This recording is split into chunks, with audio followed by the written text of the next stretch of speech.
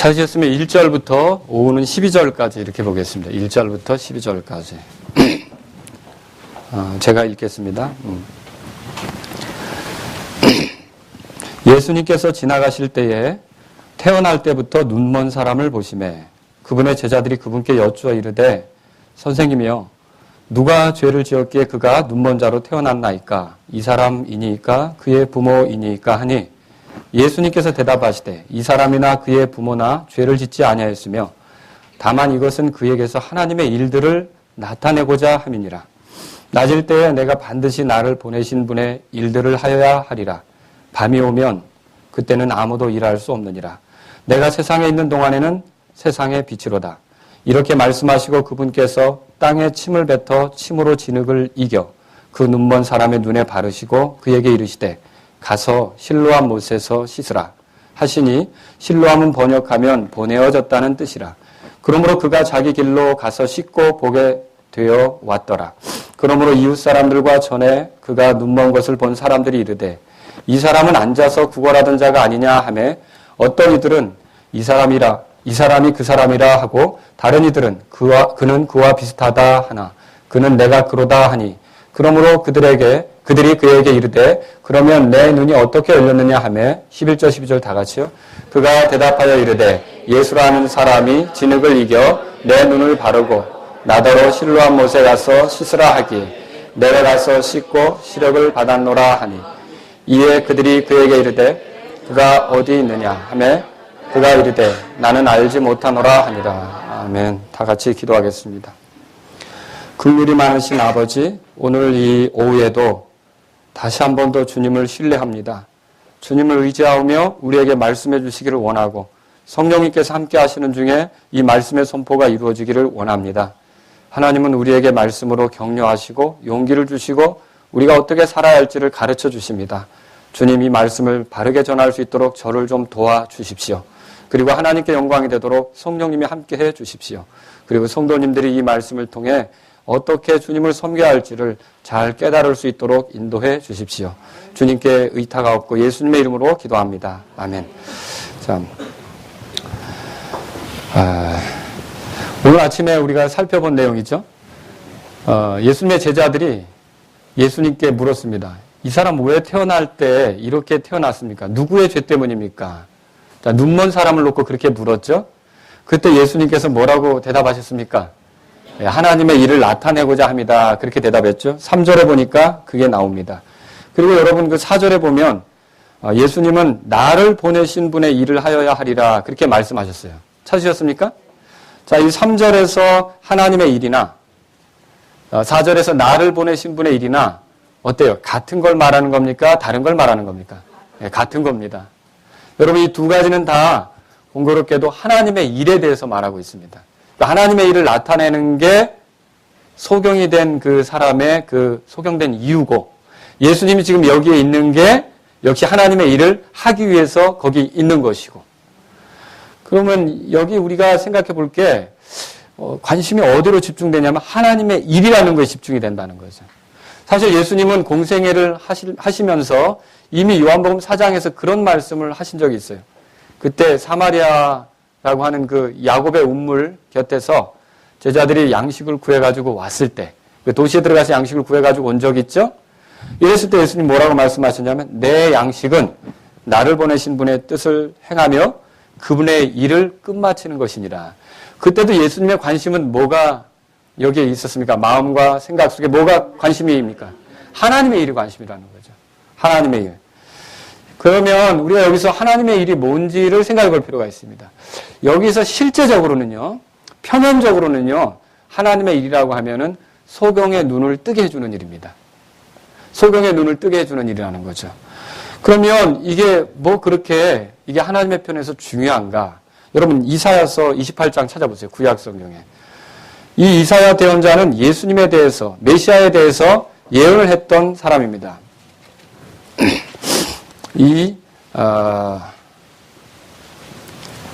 거기 이사야서 28장 찾으셨습니까? 네. 거기 보면은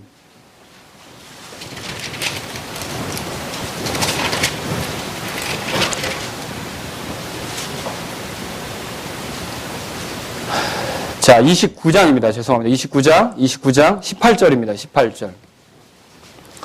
메시아가 오면 어떤 일을 하시는지 여기 소개되고 있습니다. 한번 18절 같이 읽어볼까요? 시작. 그날에 귀먹은 자들이 그 책의 말씀들을 듣고 눈먼 자들이 눈이 어둡고 캄캄한 데서 보며 그랬죠. 그럼 메시아가 와서 하시게 될 일을 소개하고 있는데 귀먹은 자들의 귀가 열리는 거예요. 그리고 눈먼 자들은 어떻게 한다고요? 보게 된다. 그러면 여기서 이 소경의 눈을 뜨게 하는 거는 메시아가 할 일이란 말이죠. 그럼 하나님의 일은 뭐냐면 예수님께서 이 사람의 눈을 뜨게 하셔서 그분 자신이 메시아임을 드러내는 겁니다.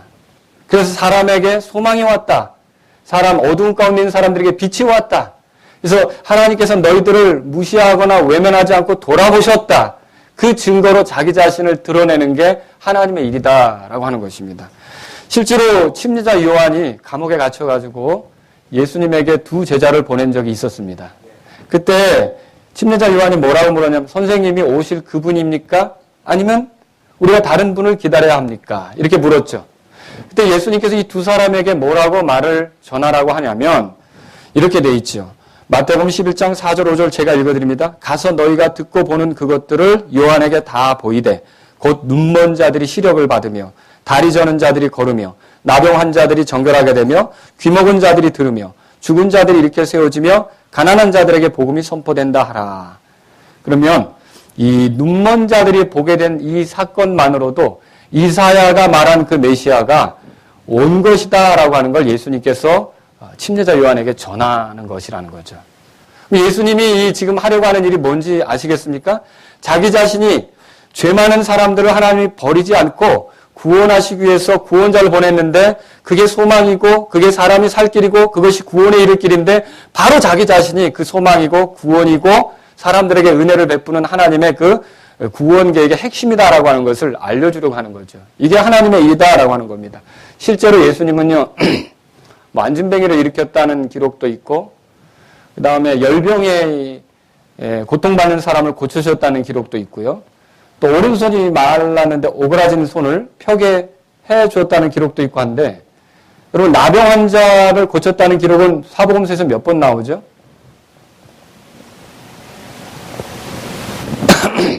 누가복음에 좀 나오죠? 한 2번 정도 이렇게 나옵니다. 그런데 눈먼 사람의 눈을 뜨게 해준 사건은 한 5번 정도 이렇게 굉장히 많이 나온다는 거죠. 특히 그 중에 한 구절만 보겠습니다. 마태복음 21장 보십시오. 마태복음 21장. 마태복음 21장 거기 14절입니다. 14절 같이 읽겠습니다. 시작. 눈먼 자들과 다리 저는 자들이 성전 안에서 그분께 나오매 그분께서 그들을 고쳐주시되 여기는 눈먼 자들 이렇게 돼 있어요. 그러니까 많은 소경들이 예수님을 통해서 보게 되었다는 거죠. 여러분 이 사람이 보지 못하는 상태에서 보게 된다. 또 이렇게 누군가 해줄 수 있다. 이건 쉬운 일 아닙니다. 제가 기적이 일어나는 현장에서 여러 가지 마귀도 쫓았다 이렇게 하는데 못 보는 사람이 보게 됐다라고 하는 기적은 혹시 들어본 적 있으세요? 예수님 사건 외에. 이거 쉬운 일 아닙니다, 이거. 의사도 할 수 없는 거고. 물론 이제 요즘에 어떤 다른 사람의 이 안구를 이식을 받아가지고 그렇긴 하지만 이게 그런 거 없이 초자연적으로 놀랍게 누군가 못 보는 사람을 보게 한다. 이게 지금 사람 많이 쓰러뜨리거나 병자들을 고친다고 하거나 이런 현장에서도 이런 일은 예를 들어서 팔이 좀 길어졌다든지 이런 건 제가 들어봤어요. 다리가 길었다. 근데 그것도 이렇게 해가지고 똑같아졌네 이렇게 하고 그러는데 실제로 못 보는 사람이 보게 됐다. 이런 경우는요. 사실 찾기가 어려워요. 성경 보세요. 32절에 이 소경의 눈을 뜨고 나서도 9장 요한복음 9장 32절에 읽어보겠습니다. 세상이 시작된 이래로 태어나면서부터 눈먼 사람의 눈을 어떤 사람이 열어주었다는 말을 아무도 듣지 못하였으니 이거 눈먼 사람의 눈을 뜨게 해주는 것이 가벼운 일입니까? 이거 어마어마한 일이에요. 이거는요. 메시아가 와야만 그리스도가 와야만 할 수 있는 일이라는 거죠. 그러니까 예수님께서 이 눈먼 사람의 눈을 뜨게 해주는 것은요. 단지 겉으로는 소경을 보게 하는 사건이지만 실제적으로는 그 이면적으로는 뭘 얘기하려고 하는 거냐면 하나님의 일은 메시아가 왔다. 빛이신 그분이 어둠 가운데 서 있다. 그래서 이 사람들을 밝히는 역할을 한다. 이 그리스도가 오셨다라고 하는 것을 드러내며 그리스도를 소개해서 그리스도를 드러내서 그리스도를 알려줘서 죄 가운데 있는 사람들에게 소망이 생기도록 하는 게 하나님의 일이라는 거예요. 지금 그거를 지금 말씀하시는 거라는 거죠. 더군다나 이 사건을 이룰 때, 자, 예수님이 그 소경에 조금 여러분이 생각하기에는 좀 지저분한 방법이지만 침을 뱉어서 흙을 이겨서 그 침으로 진흙을 만들어가지고 소경의 눈에 발랐어요. 그죠? 그리고서는 어디에 가서 씻으라고 했습니까? 실로암 못에 가서 씻으라 그렇게 얘기했죠. 이 실로암에 보내요. 근데 여기 이 사건이 의미가 있습니다. 여러분 창세기 49장 10절에 보면 유다의 지파에서 이제 통치자가 올 건데 그 통치자들을 뭐라고 호칭하냐면 실로. 들어보셨습니까? 실로. 들어보셨죠? 이 실로가 메시아를 표현하는 이름입니다. 실로. 근데 여기 보시면요. 이 실로암이란 말이나 실로라는 말이나 히브리어로는요. 실제로 동일한 어근을 갖습니다. 그 보내어졌다라고 하는 말이 메시아가 하나님께서 보내신 분이다. 그런 의미가 사실 있는 거죠. 그런데 놀랍게도 이 요한이 그 번역해 주기를 실로암은 번역하면 보내어졌다는 뜻이라 7절에 얘기하고 있죠? 예. 그래서 실로암에 가서 눈을 씻는다. 이것은요. 실로암에 무슨 효력이 있다라고 하는 게 아니라 이 실로암을 통해서 그 연못에 가면 뭐 눈이 깨끗하게 된다는 게 아니라 이 실로암이라고 하는 말이 보여주고 있는 것이 보내어졌다라고 하는 말이 보여주듯이 하나님께서 보내신 분이 이 실로암에서 눈을 뜬 것처럼 영적으로 어둠 속에 있는 사람들을 밝게 보게 할 수 있다. 이걸 지금 여기서 전하려고 하는 거라는 거죠. 여러분들 하나님의 일은 뭡니까? 하나님의 일은 영적으로 소경된 자들에게 빛을 주는 건데 예수님께서 그 일을 하신다는 것을 알리고 예수님을 받아들여서 예수님께 경배와 존귀를 돌리도록 그 가치를 알아보고 그분께 엎드리도록 이렇게 하는 것이 하나님의 일이다라고 하는 것이죠. 그래서 여기서 보내어졌다라는 말이 여기 소개되고 있는 겁니다. 예수님께서 자신을 소개할 때 나를 보내신 분이 계시다. 여러분 이거 요한복음 많이 등장하죠. 그렇죠? 요한복음에서. 또 자기 자신에 대해서 뭐라고 소개하냐면 하나님께서 나를 보내셨다. 이것도 많이 발견하시죠? 예수님은 보냄을 받으신 분이에요. 우리처럼 태어난 존재가 아니라는 거죠. 물론 그분이 마리아의 태에서 태어났지만 우리는 우리 어머니의 태를 열고 나올 때가 시작이라면 예수님은 영원부터 계신 분 아닙니까? 그래서 영원부터 계신데 특별한 목적을 가지고 이 땅에 찾아오신 거 아닙니까? 무슨 목적을 가지고 오셨습니까? 예, 어둠 속에 있는 우리, 죄 가운데 있는 우리, 사악한 마귀의 권세의 지배 가운데 있는 우리, 사망의 지배를 벗어버릴 수 없는 우리를 이렇게 자유롭게 하시고자, 구원에 이르게 하시고자 이 땅에 오신 거 아닙니까? 예수님은 전적으로 그 일에 관심이 있는 거예요. 그게 하나님의 일이에요. 그 일이 하나님의 일이라는 거죠. 결국 이렇게 해서 눈을 뜬 사람이 예수님을 나중에 알아봅니까? 그분이 어떤 분인지 그 가치를 인정하게 됩니까? 예, 여기 한번 성경 보세요. 11절에 보세요. 그가 대답하여 이르되 예수라는 사람이 진흙을 이겨 내 눈에 바르고 자기를 고친 사람이 누구라고 알고 있습니까? 예수라고 알고 있었죠. 근데 예수님이 어떤 분인지는 잘 모르죠. 그냥 한 대단한 분이신가 보다. 그런데 17절에 보면 그는 대언자이니이다. 찾으셨습니까? 예. 예수님을 한 사람으로 알다가 지금 점차로 변화되죠. 대언자로 알고 있어요. 그리고서는요. 33절에 보세요. 이 사람이 하나님께로부터 오지 아니하였으면 아무 일도 할 수 없었으리라. 아까 실로암 얘기하면서 메시아는 보냄을 받은 자라 그랬죠. 근데 여기 이 사람이 인식하기를 예수님은 이 눈먼 자가 인식하기를 예수님은 하나님께서 보내셔서 온 자다. 특별한 목적을 가지고 점점 예수님에 대해서 눈이 떠지는 거죠. 마침내 예수님이 나타나셨습니다. 자, 그때 뭐라고 합니까? 35절에 예수님께서 그들이 그를 내쫓았다는 것을 들으시고 그를 만나사 그에게 이르시되 내가 하나님의 아들을 믿느냐 하시니 그가 대답하여 이르되 주여 그분이 누구시오니까 내가 그분을 믿고자 하나이다 하매 예수님께서 그에게 이르시되 내가 그를 보았거니와 너와 말하고 있는 이가 그니라. 그럼 이 말은요 예수님이 자신을 뭐라고 소개하는 겁니까? 하나님의 아들이고 하나님께서 보내셔서 온 자고 메시아고 그리스도고 인간의 구원을 위해 하나님이 준비하신 분이라는 걸 얘기하고 있다는 거죠. 아주 명확하지 않습니까? 예수님께서 자기 자신을 분명하게 드러내시죠. 애매한 표현이 없는 거예요. 이때 이 말을 들은 이 사람이 38절 다 같이 읽겠습니다. 그가 이르되 주여 내가 믿나이다 하고 그분께 경배하니라. 아멘. 예수님을 참되게 믿는 사람의 특징은 그분을 높이게끔 돼 있어요. 그분 앞에 엎드리게끔 돼 있어요. 그분 앞에 자기를 낮추게끔 돼 있어요. 그래서 이 눈먼 사람이 실제로는 아무것도 볼 수 없었던 사람인데 예수님을 만나자 이게 복이요. 지나다니는 사람, 자기 이웃들을 봤을 뿐만 아니라 실제로 사실은 이 눈을 뜨는 현장에서는 이 사람은 예수님을 못 봤어요. 왜냐하면 실로암 못가에 가서 씻으면서 눈이 떴으니까. 그렇죠? 나중에 그분을 만났을 때 그때 그분을 알아보게 되는데 자기를 위해 이 땅에 찾아오신 구주까지도 목격하게 된 거 아닙니까? 얼마나 복된 순간입니까? 여러분 우리가 이런 걸 볼 때도 깨달을 수 있는 게 있어요. 병고침을 받은 것 자체가 구원이라고 생각하시면 안 됩니다. 이 사람은 실로암에서 눈을 떴지만 그 순간은 아직도 예수님이 누군지 정확히 모르는 겁니다. 병고침을 주는 까닭은 그 사람을 하나님께로 인도하려고 하는 하나님의 뜻이 있으셔서 호의와 친절을 베푸신 거죠. 사람이 거기서 만족하고 주저앉으면 온전한 몸을 가지고 살고 지옥으로 떨어질 수밖에 없습니다. 하지만 나를 고쳐주신 하나님을 생각하고 은혜와 긍휼을 바라며 죄 문제도 해결받고 싶어서 그리스도 예수님을 의지하게 되면 예수 그리스도를 구원자로 만나고 영원한 생명도 얻게 됩니다. 그래서 사람들이요 자칫 잘못하면 병고침 받은 것이 자기가 그리스도인 된 증거로 생각하는데 그것이 아니라 병고침 받은 건 하나님의 호의를 입은 게 맞습니다. 그러나 정말로 그리스도인이 됐다면 자기 안에 죄들의 용서를 받은 감격이 있습니다. 자기 자신이 죽음으로 이 땅을 떠날 때는 하나님에 대한 확신이 있습니다. 천국에 대한 확신이 있고 죄 때문에 심판받지 않는다는 확신이 있습니다. 어째서 그렇습니까? 예수님께서 구원자로 내 죄들을 다 가져가셔서 십자가에 처형됐기 때문에 그분을 믿으면 그분의 그 놀라운 공로로 인해 내가 하나님 앞에 심판받지 않는다는 걸 확신하게 된다는 거죠. 이게 그리스도인 아닙니까? 그죠? 자, 여기서 예수님께서 이렇게 하나님의 일에 대해서 집중하고 있는데 저는 이 예수님을 통해 우리가 배워야 될 게 있다고 말씀드리고 싶습니다. 저희도 하나님의 일을 참여하고 있죠.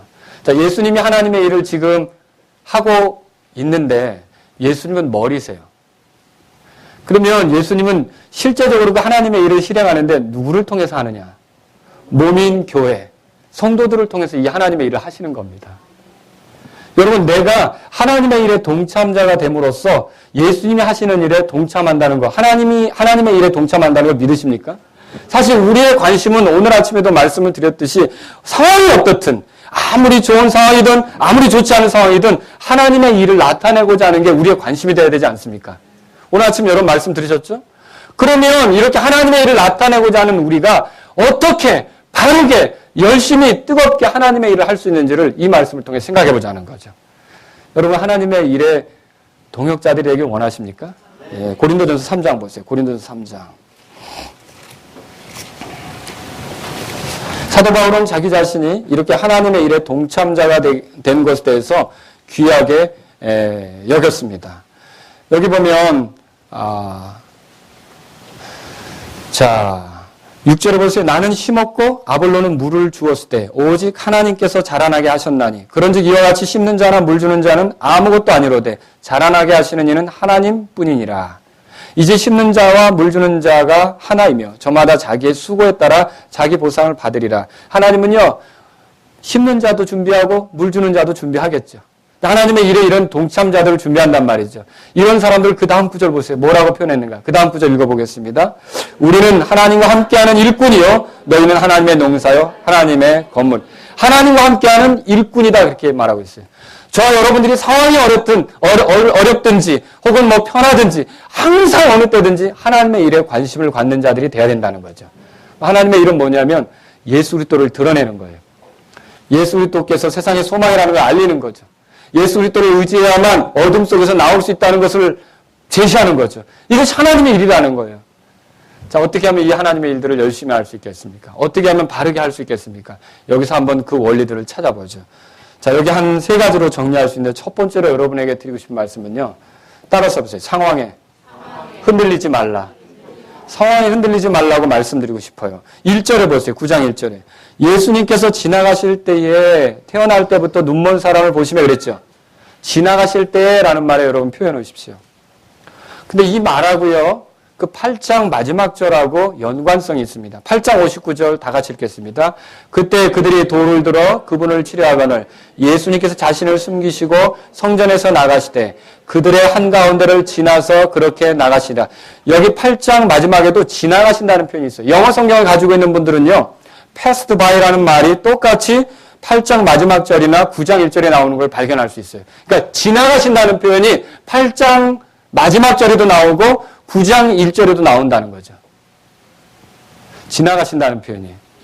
그러면 여러분 잘 생각해 보세요. 예수님이 이때 지나가시는 상황이 어떤 상황이냐면 이제 성전 밖으로 나가는 거 아닙니까? 그 상황은요, 사실 좀 심각한 상황이에요. 그 상황은 굉장히 어렵고 복잡한 생각이 찾아드는 그런 순간이란 말이죠. 왜 그렇습니까? 예수님이 진리를 말했지만 사람들은 예수님에 대해서 뭐라고 그랬습니까? 사마리안이라고 그랬어요. 사마리안이라는 소리가 그 당시에 정통 아니라는 거죠. 정통 유대인 아니라는 거죠. 오늘날 말로 바꾸면 이단자란 뜻이에요. 예수님 무슨 소리 들은 거예요? 이단 소리 들은 거죠. 넌 정통 유대인 아니다 이거죠. 사마리안이라 그랬잖아요. 그리고 그뿐만 아니에요. 또 예수님 보고 마귀 들렸다고 그랬어요. 이 말이 무슨 뜻이라고요? 미쳤어. 제정신 아니야. 그리고 진리를 말했는데 그 소리 들었어요. 여러분, 내가 잘했는데 사람들이 나에게 그렇게 평가를 하고, 이거 무섭습니다. 오늘 인터넷상에서 어떤 글 하나 올렸는데 좋아요, 힘내요 이런 거 아니라 무슨 뭐 그런 걸 올렸어라고 악플을 잔뜩 달았다고 생각해 보세요. 그 악플로 인하여 사람들이 목숨을 끊기도 합니다. 여러분 들어보셨죠? 사람들이 나에게 온통 비난을 쏟아내는 거예요. 그것뿐만 아니라 지금 방금 읽은 59절에서는 어떻게 나오냐면 예수님이 그렇게 말했다고 해서 예수님 뭐라고 말했는데 아브라함이 있기 전에 내가 있다. 그러니까 그 말을 듣고 그 말은 무슨 뜻입니까? 예수님이 하나님이시란 뜻 아닙니까? 그죠? 예수님이 자신을 하나님이라고 소개하자. 진리를 말하자. 이 진리를 들었던 그 주변의 사람들이 예수님에게 뭐 하려고 그랬어요? 여러분 생각해 보세요. 비난이 있어요. 비판이 있어요. 모욕이 있어요. 미쳤다는 소리가 있어요. 나를 다 적대시해요. 그리고 돌을 들어서 지금 나를 치려고 해요. 그 사이를 지나가시는 중이에요. 그때의 심정이 어떨까요? 여러분 가운데 직장생활 하는데 모든 직장의 동료들이 나에게 차가운 시선으로 대해요. 내가 하는 말은 잘 듣지도 않고 무시하려고 그래요. 모두가 나에게 차가운 태도를 대해요. 그럼 직장생활이 즐겁겠습니까? 얼마나 힘들겠어요? 아주 고통스럽겠죠. 지금 예수님이 그렇게 진리를 말했는데도 사람들이 다 그런 태도로 서 있고 그 속을 지금 예수님이 지나가시는 거예요. 그럼 우리 같으면 이럴 때 굉장히 찹찹하고 참 난감하고 낙심이 되기도 하고 속상해서 뭔가 할 의욕도 없어지고 그렇겠습니까? 뭔가 시도할 그런 엄두도 안 나고 막 분이 나고 억울하고 이럴 거 아닙니까? 그런데 이 속에서 여러분 이 9장 1절을 보세요. 그렇게 예수님께서 지나가실 때에 뭘 보셨다고요? 이 눈먼 사람 왜 보셨어요? 궁극적으로 결과적으로 뭐 하려고요? 예, 눈뜨게 해주고 하나님의 이 일을 알리고 자기 자신이 메시아인 걸 드러낸 거 아닙니까? 그렇게 복잡한 순간에도 예수님은요, 뭘 보셨다고요? 눈먼 사람을 보며 하나님의 일을 하려고 하는 관심으로 그 사람을 바라봤다는 거죠. 여러분, 이게 상당히 중요합니다. 우리가 하나님의 일을 하는 자세에 있어서 정말로 필요한 게 이런 상황에 흔들리지 않는 것이 필요하다는 거죠. 오늘날 우리는 어떻습니까? 우리가 지나가는 것도 쉽지가 않아요. 모든 사람이 나에게 동조하지 않는다고요. 모든 사람이 나에게 뭐 지지하거나 찬성하거나 그러지 않는다고요. 내가 한마디 하면 다른 사람들이 거들어서 비난할 수 있고요. 너 생각 잘못하고 있어. 이 말만 들어도 우리 마음이 탁 꺾이는 걸요. 아니, 내가 누군가에게 뭐 이렇게 부탁을 했을 때 거절당해도 마음이 꺾이고 그렇지 않습니까? 그런데 미쳤어. 마귀 들렸어. 이런 이단. 돌 던져야 돼. 이런 상황에서 예수님이 얼마나 힘드셨겠냐는 거죠. 그런데 예수님은 그렇게 하지 않았어요. 우리 한번 돌아보세요. 우리가 주님의 일을 할 때 내 코가 석자다 그런 말 해보신 적 있으십니까? 예, 있군요. 집사님만 솔직하십니다. 나도 죽겠는데 어찌 남을 돕겠느냐. 고개를 흔들어 본 적도 있죠? 또 내 상황이 좋아지기 전까지 나 아무것도 하지 않을 거야. 그러지 않습니까? 그 어려운 상황을 지나갈 때 내 상황이 좋아지기 전까지 나 아무것도 안 할 거야. 또 건강이 좋아지기 전까지 아무것도 안 할 거야. 그런 말 할 때도 있죠? 그리고 반대가 사라지기 전까지는 어떤 시도도 하지 않을 거야. 또는 물질적으로 형편이 나아지기 전까지는 아무것도 못 드려. 또는 복잡한 일이 해결되기 전까지 헌신은 좀 뒤로 미룰 거야. 여러분 그런 태도로 나아갈 때가 있지 않습니까? 상황이 좋아지면 그때 하겠다는 거죠. 주님으로부터 배울 수 있는 것은 그런 자세는 하나님의 일을 하는 자세입니까? 아니라는 거죠. 아멘. 그런 자세는 하나님의 일을 하는 자세가 아니라는 거죠. 예수님의 경우를 보십시오. 예수님은 그분을 욕하고 돌을 들고 치려하는 사람들 사이를 지나가시면서도 하나님의 일에 대한 관심이 있기 때문에 자기 자신의 능력을 드러내서 하나님께서 보내신 그것을 알리고 솔강의 눈을 뜨게 해서 그 사람이 자기 자신을 알아보고 하나님께서 메시아를 보냈다는 걸 알아보게 하려고 하는 그 일에 예수님의 관심이 있었다는 거죠. 상황이 예수님을 흔들었습니까? 흔들지 않았다는 거죠. 여러분 기억하십시오. 내 형편이 나아지기까지 드릴 게 없다는 사람은 언제나 드리지 못할 겁니다. 인정하십니까?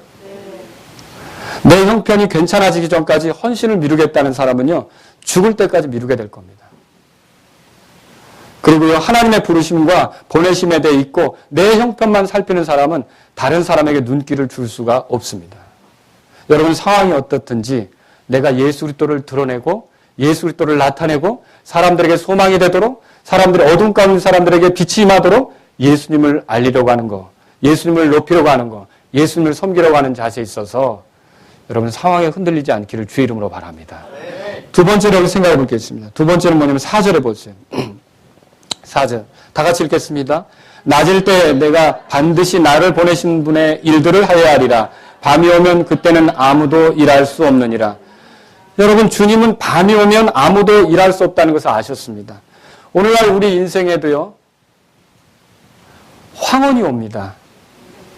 인생에도 밤이 온다는 거죠. 밤에는 다 쉽니다. 자기 집으로 가는 거죠. 여러분 인생에 밤이 오면 그때 일하려고 하면 안 됩니다. 우리 죽죠. 죽음이 밤을 맞는 거죠. 우리가 죽음을 맞이하면 우리는 어떻게 되겠습니까? 하나님 집에 가서 쉬어야죠. 그죠? 천국 가서 쉬어야죠. 그때 전도하겠다고 하면 소용없습니다. 꼭 그런 사람들이 있기는 있어요. 근데 천국 가서 전도하겠다고 천국 가서 좀 경배에 참여해야 되는데 그땐 천국에 참여하세요. 여러분 우리가 하던 것을 못할 때가 있다는 것을 아셔야 돼요. 밤이 오면 못한다는 거죠. 잘 생각해 보세요. 여기 아내된 분들은 아내된 역할을 더 못하게 될 때가 와요. 남편들도 마찬가지예요. 남편 역할을 더 이상 하지 못하게 될 때가 와요. 아버지들, 아버지 역할을 더 이상 못하게 될 때가 오는 거예요. 주일학교 교사를 더 못하게 될 때가 오는 거죠. 목사 직분도 더 이상 하지 못하게 될 때가 오는 거죠. 지체, 마라나타 침례의 지체, 여러분 이 교회에 속한 게 기쁘십니까? 근데 이 지체로서의 역할도 다 할 때가 와요. 여러분이 이 마라나타 지체, 그러니까 회원권이죠. 마라나타 교회 지체라는 것을 내려놓아야 될 때가 있어요. 그때는 이제 전출 가셔야 돼요. 그때는 하늘에 처음 난 자들의 교회에 회원으로 입회하시고 여기 회원권 파가셔야죠. 더 이상 여기 그 회원이 아닐 때가 있다는 거죠. 자, 제가 지금 뭘 말하려고 하는 겁니까? 모든 것이 언제까지나 다 할 수 있는 것은 아니라는 거죠. 정한 때까지만 하는 거라는 거죠. 기회가 주어졌을 때까지만 하는 거라는 거죠. 많은 사람들이 그래서 죽음이 다가오면 이제 해가 떨어지려고 하면 그때 후회하게 된다는 거죠. 옛날에 좀 더 남편을 그리스도의 사랑으로 대할 걸. 그죠? 그리고 또 좀 더 아내에게 다정다감하고 사랑을 많이 표현했어야 했는데 이렇게. 그죠? 또 뭐랍니까? 왜 내 말투는 늘 그래서 아들을 욱박지르기만 하지? 이 생각이 계속 맴도는 거죠. 그렇죠? 왜 그렇게 살았냐는 거예요, 내 자신이.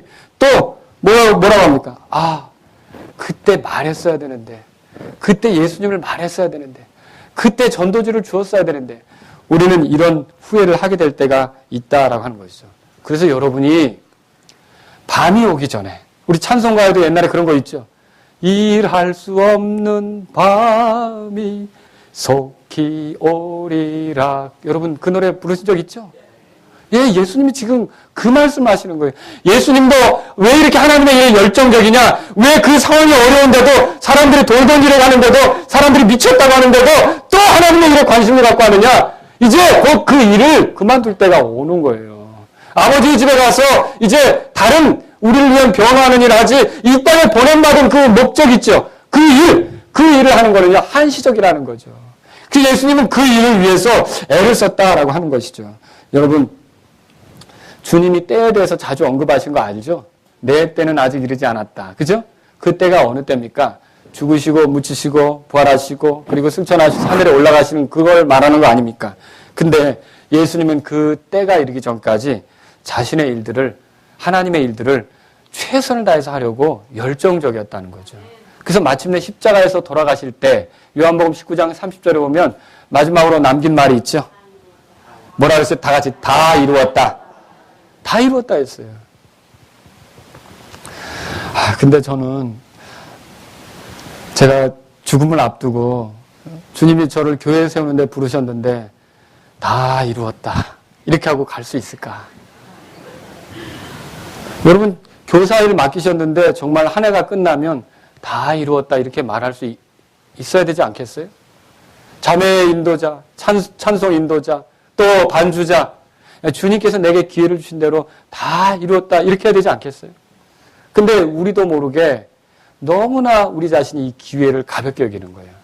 그 기회가 또 올 줄로도 생각하고요. 여러분 어쩌면 올해가 마지막으로 섬기는 기회가 될 수도 있는 거 아닙니까? 설교는 어때요? 예, 이 마지막 설교가 될 수도 있는 거고요. 항상 우리는요 기회를 중요하게 여길 줄 알아야 된다는 거죠. 전도서 9장 보세요. 전도서 9장. 그래서 전도서의 기록자가 이렇게 얘기했습니다. 전도서의 기록자. 저는 여러분들이 한번 삶을 돌아보라고 말씀드리고 싶어요. 진작에 해야 되는데 아직까지 안 한 거 있죠. 자꾸만 미루는 버릇에 의해서 여전히 못 이루고 남은 거 있죠. 반드시 하고 싶은 건데 아직 해결 안 된 거 있죠. 이런 걸 많이 쌓아두는 것은 그리스도인으로서 좋은 삶의 모습이 아니라는 것이죠. 냉장고 청소 같은 거 있잖아요. 자매님들 집에 해야 되는데 뭐 이런 거 있죠. 저도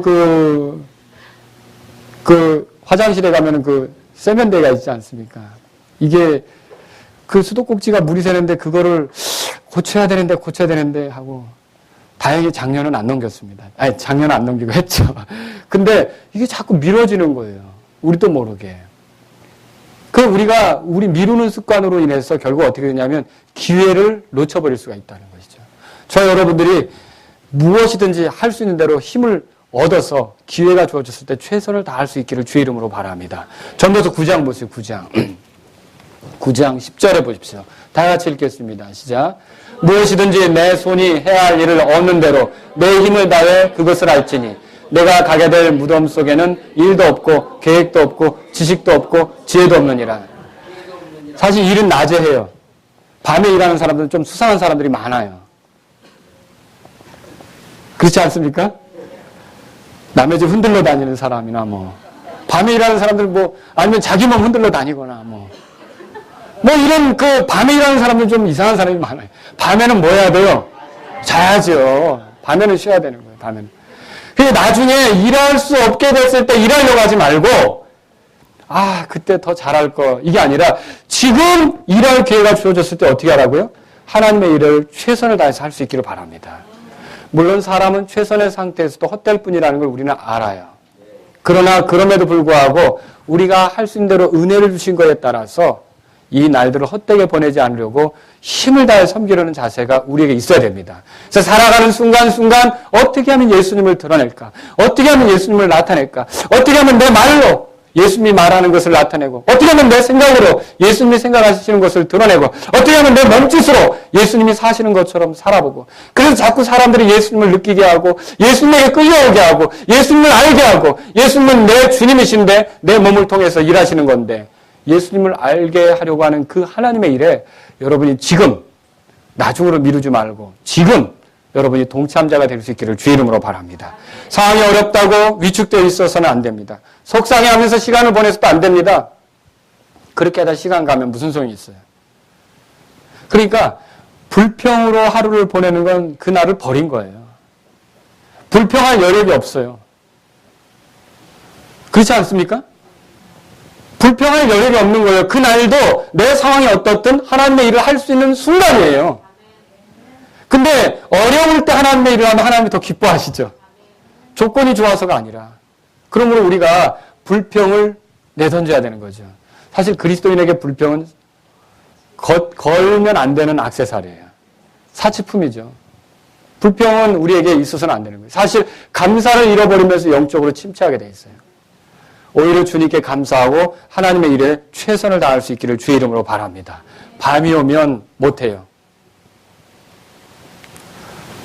젊었을 때는 목소리가 좋죠. 우리 자매님들 젊었을 때 찬양 많이 하셔야 돼요. 그렇잖아요. 할머니 되면은요, 잘하시는 할머니도 계시지만 노래하려고 할 때 숨이 차요. 그거 아시죠? 숨 차서 왜 이렇게 꼭 목사님은 오늘 곡조가 높은 거 골랐지? 막 이래. 그리고 어쩔 수 없이 다 같은 음이 나와야 될 때도 있어요. 예? 알잖아요. 그쵸? 나의 죄를 씻기는 예수의 피밖에 없네. 똑같이 나올 수밖에 없을 때가 있다고요. 그렇게 되기 전에 우리가 부지런히 주님을 찬송할 수 있기를 바랍니다. 전도지를 나눠주는 것도 마찬가지예요. 나중엔 몸이 아프면 또 힘들어지면 이제 더 이상 못할 때도 있어요.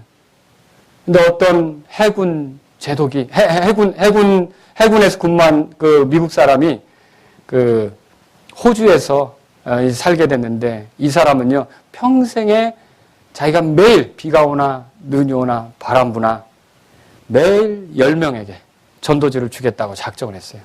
근데 이 사람의 그런 전도지 주는 활동으로 나중에 어마어마한 일이 일어났는데 이 사람은 죽기 전까지도 아무도 자기를 통해 구원받았다는 사람을 만나지 못한 거예요. 근데 마지막에 죽기 한 2주 전에 어떤 목사님이 영국에서 찾아왔는데 그 사람이 왜 찾아왔냐면 이분 때문에 구원받은 사람을 많이 만났기 때문에.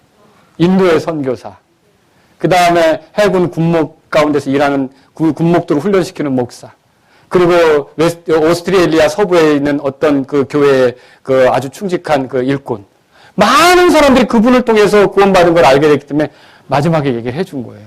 근데 그분이 평생에 14만 6천 장인가 14만 그 몇 장을 사람들에게 계속 나눠주는 일을 했다는 거죠. 그리고 마지막 때는 그 목사님이 찾아갔을 때는 길에서 만날 수가 없어요. 비가 오나 눈이 오나 거기서 있었는데. 왜 그러냐?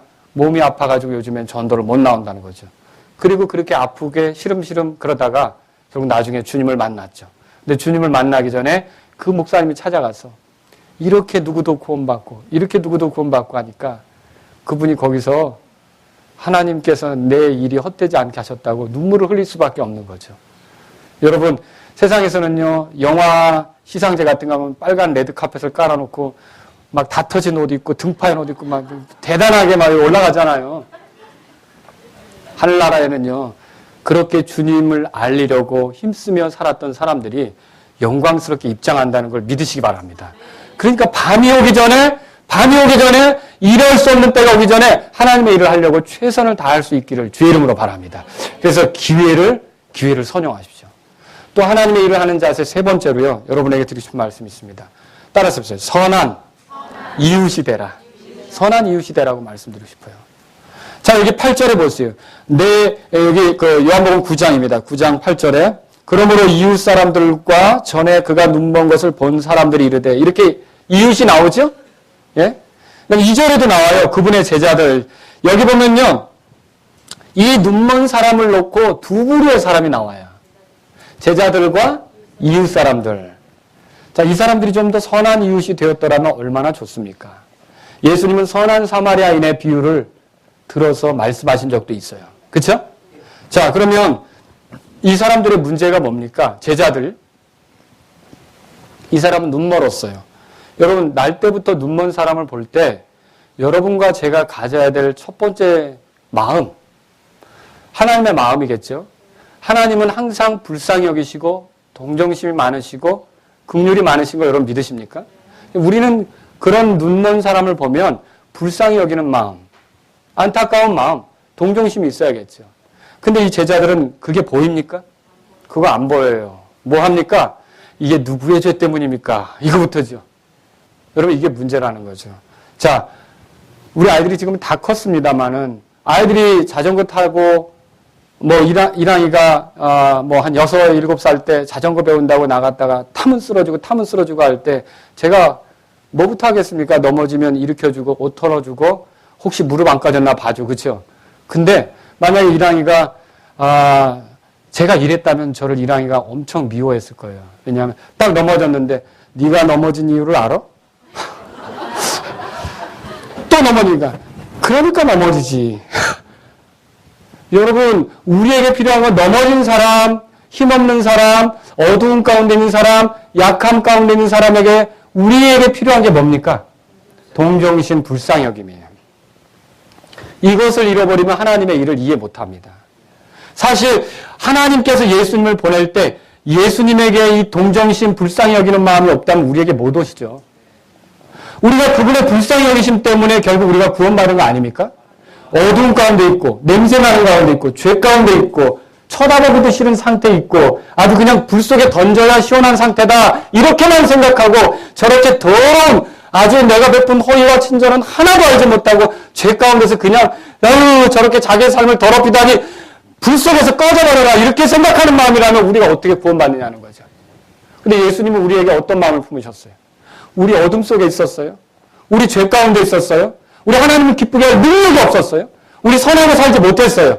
경건한 능력이 없었다고요. 그런데 하나님께서 이 땅에 예수님을 보내셨을 때 예수님의 마음속에 있었던 게 뭡니까? 우리를 향해 불쌍히 여기는 마음이었다는 거죠. 선한 이웃이 돼야 되는 거예요. 예수님은 선한 사마리아인 사마리아인의 비유를 들으셨어요. 다시 말하면 강도 만난 자에게 뭐하러 저렇게 많이 가지고 다니까 털려. 이거 아니라는 거죠. 얻어 맞았으면 그 사람에게 어떻게 합니까?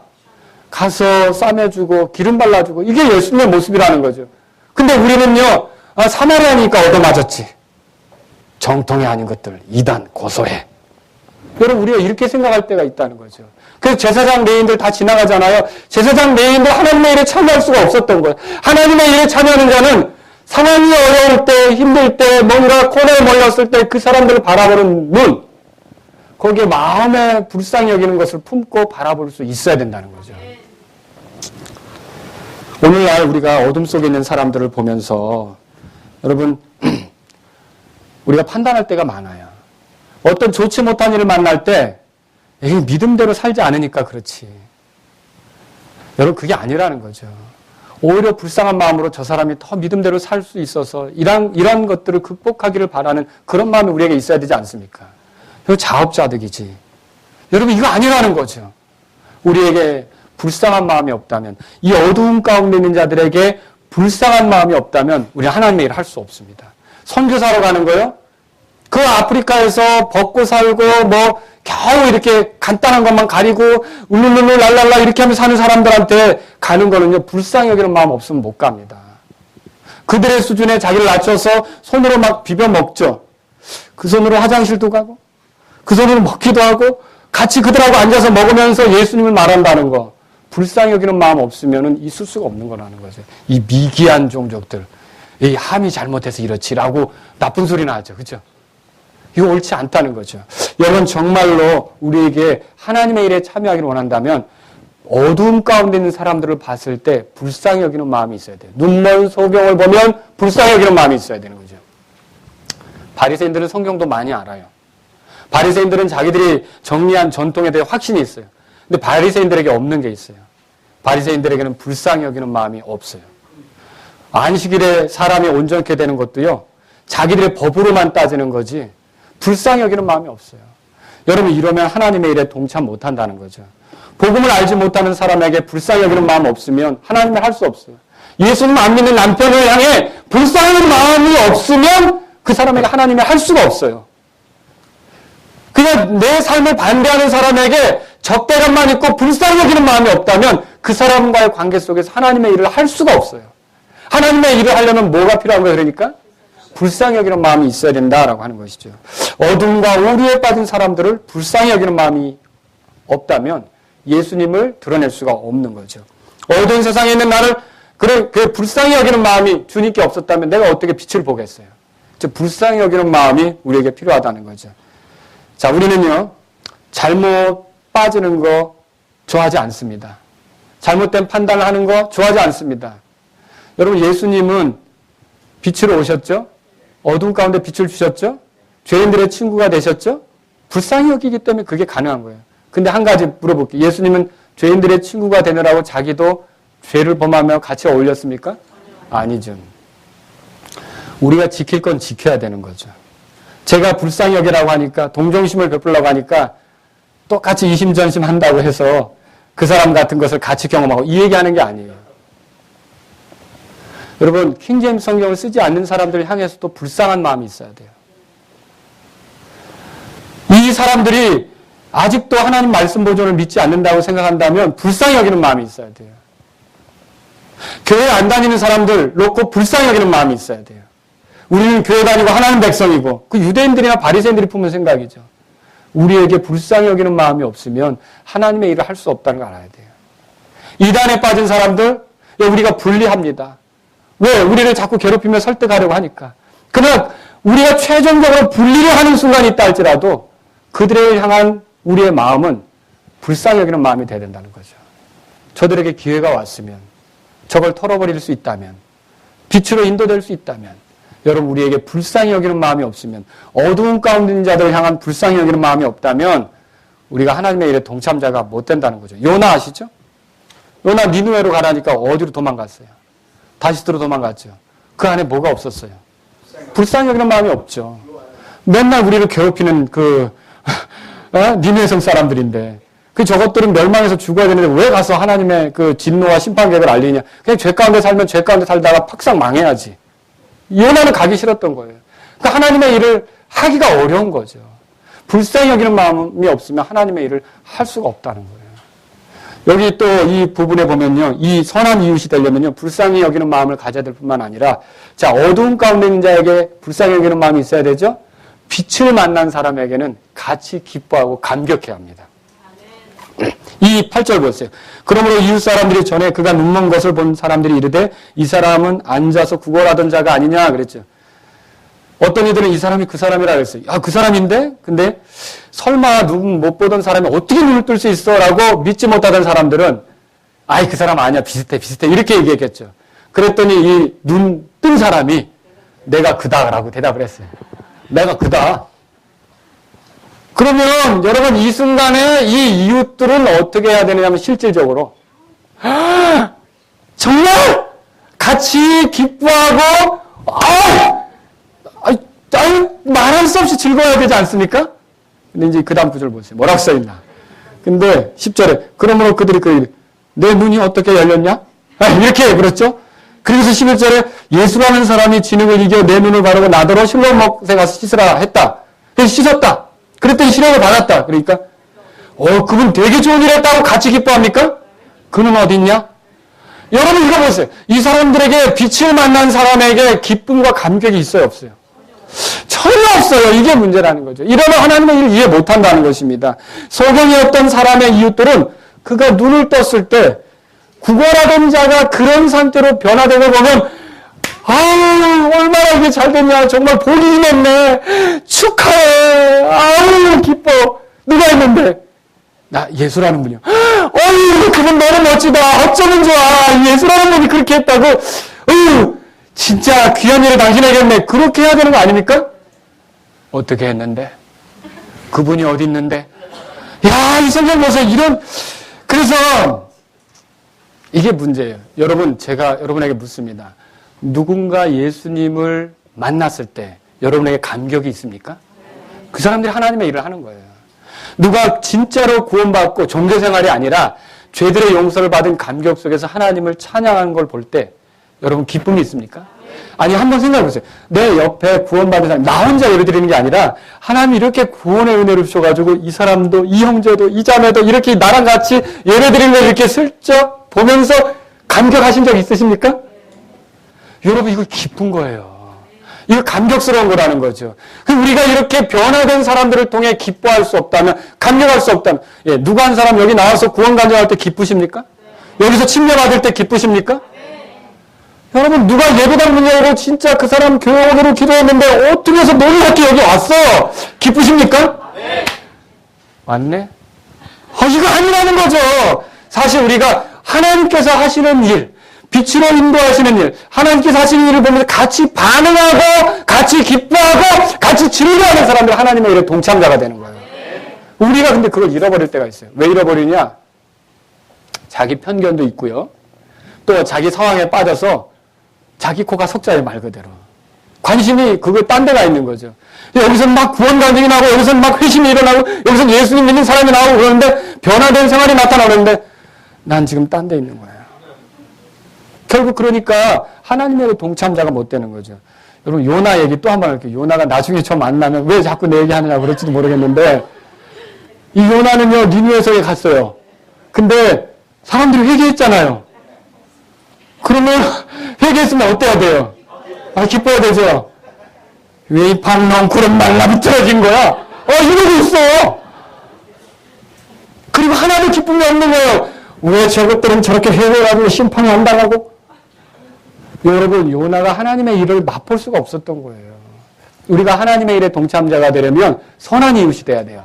선한 이웃은 이 구절에서는요, 두 가지로 나타나고 있어요. 어두운 가운데 있는 사람을 불쌍히 여기라. 빛으로 인도된 사람은 같이 기뻐해라. 같이 감격해라. 여러분이 이럴 때 하나님의 일에 동참자가 된다는 걸 믿으시기 바랍니다.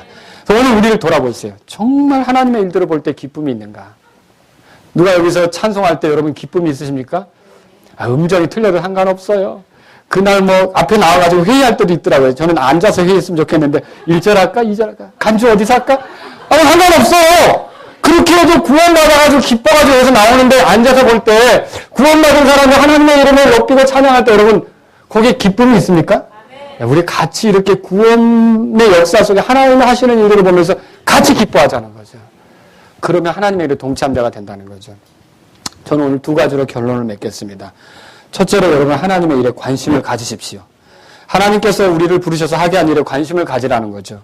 성도로 부르시고 교회 지체로 부르시고 그리스도인으로 살게 하시고 또 예수님의 어떠하심을 드러내도록 우리의 삶에 말씀을 주시고 성령님으로 인도하시는 것을 가볍게 여기지 마시고 예수님을 나타내려고 하는 삶, 예수님을 보여주려고 하는 삶, 예수님을 들려주려고 하는 삶, 예수님을 세상에 소개하려고 하는 삶에 여러분 관심을 가지실 수 있기를 주의 이름으로 바랍니다. 그리고 두 번째로 그런 일을 하는 데 있어서 하나님의 일을 하는 데 있어서 집중하시기를 바랍니다. 상황에 흔들리지 마십시오. 상황을 타치하지 마십시오. 아직은 기회가 아니라고 뒤로 빼지 마십시오. 기회를 허비하지 마십시오. 문제가 있는 사람들을 향해 불쌍히 여기는 마음을 갖고 문제가 해결된 사람을 보면 같이 기뻐하면서 여러분이 하나님의 하시는 일에 같이 즐거워할 수 있기를 주의 이름으로 바랍니다. 제발 무덤덤한 사람이 되지 않기를 바랍니다. 이 사람이 어둠 속에 있는데도 무덤덤해요. 이거 무서운 거예요. 이 사람이 그 죄 가운데 있는데도 무덤덤해요. 이 사람이 곧 지옥에 떨어질 건데도 무덤덤해요. 여러분 이거 회개해야 돼요. 이 마음을요 하나님 깨트려 달라고 호소해야 돼요. 사람이 지옥에 가려고 줄 서고 있는데 아무렇지도 않다 이 마음에서. 이 깨트려 달라고 호소해야 돼요. 이 중한 병에 들은 거예요. 중한 병. 그래서 그런 상태에 있는 사람을 보면 불쌍히 여기는 마음이 있게 해달라고. 여러분 그런 사람을 불쌍히 여길 수 있기를 바랍니다. 또 누군가 변화됐다. 그 사람이 하나님의 은혜를 경험했다. 그럼 어떻게 하라고요? 같이 기뻐하시고 같이 감격해 하시고 그렇게 만들어주신 주님을 함께 즐겁게 찬양하시는 여러분이 되기를 바랍니다.